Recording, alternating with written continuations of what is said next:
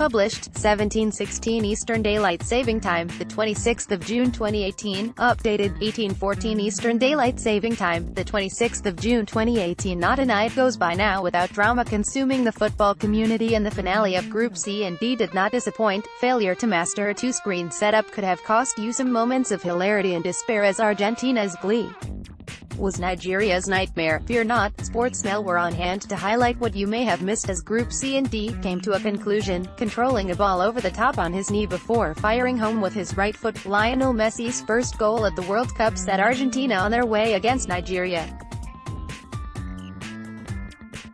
It was a huge goal for Messi, with some dissenting voices questioning him after attesting opening two matches, but the opening goal in St. Petersburg also brought with it a landmark. It was the 100th goal scored at the 2018 World Cup, while it was Lionel Messi's first of the tournament. His goal against Nigeria was a milestone. The crucial strike on the night was the 100th goal scored so far at the World Cup in Russia. While Cristiano Ronaldo endured a difficult night on Monday against Iran, Messi enjoyed his best night so far in Russia on Tuesday, as his goal saw Argentina progress and records tumble. Not only did he notch the tournament's 100th goal, but the diminutive Argentine became the first player to score a World Cup goal as a teenager. In his 20s and in his 30s, he scored as an 18-year-old at the 2006 tournament, netting the final goal in a 6-0 rout over Serbia. Messi failed to score in South Africa in 2010 but hit 4 goals in 2014 as a 26-year-old, guiding Argentina to the final. He completed the set as a newly turned 31-year-old with the opener against Nigeria, scoring his first World Cup goal aged 18. Messi netted in Argentina's 6-0 rout over Serbia. He failed to score in 2010 in South Africa but scored 4 aged 26 4 years ago in Brazil, and days after his 31st birthday, the forward completed the set, scoring his first goal in Russia. Argentina found themselves in a real battle against Nigeria after Victor Moses equalized from the penalty spot and Javier Mascherano showed he was tough enough for the fight. The former Liverpool and Barcelona man picked up a deep wound in his cheek midway through the second half, which left his face stained with blood until the full-time whistle. Dogged and determined to the end, Mascherano and co had the final say as Marcos Rojo scored the winner to fire Argentina into the World Cup last 16 with France next in.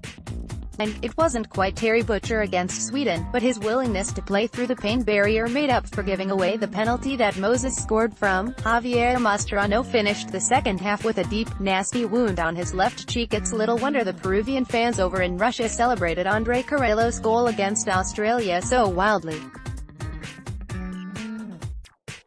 Their nation had waited an awful long time for such a moment.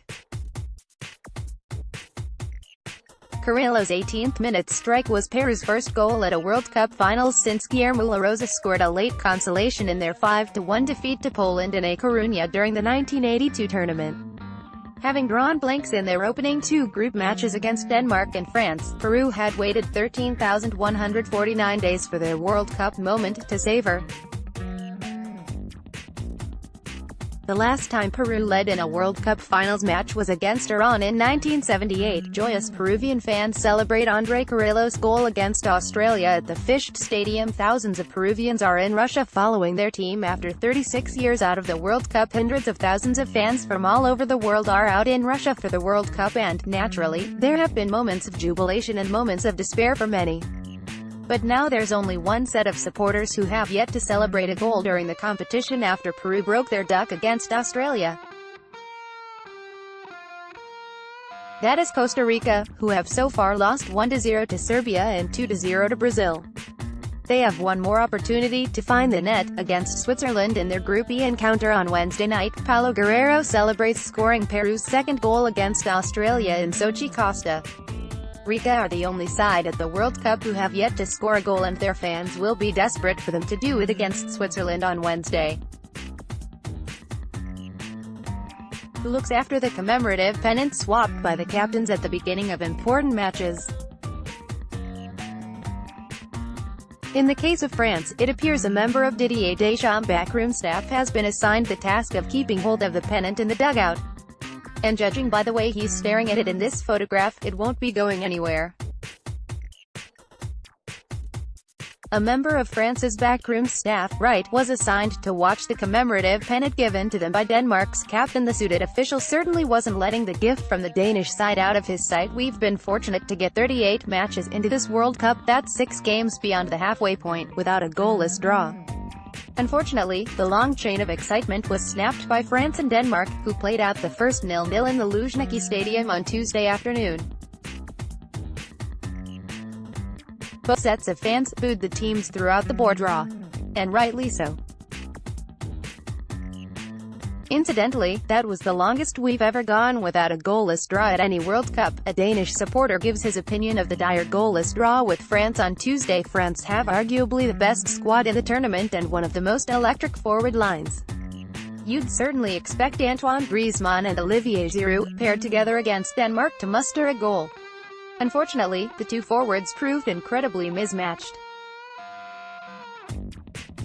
In their 68 minutes together on the pitch, Griezmann and Giroud completed just one pass between them. Seldom has there been two forwards on such different wavelengths at the World Cup. This is a pitch map showing the passes between Antoine Griezmann and Olivier Giroud during France's match with Denmark. Giroud, right, and Griezmann, left, were totally unable to link up in France's forward line.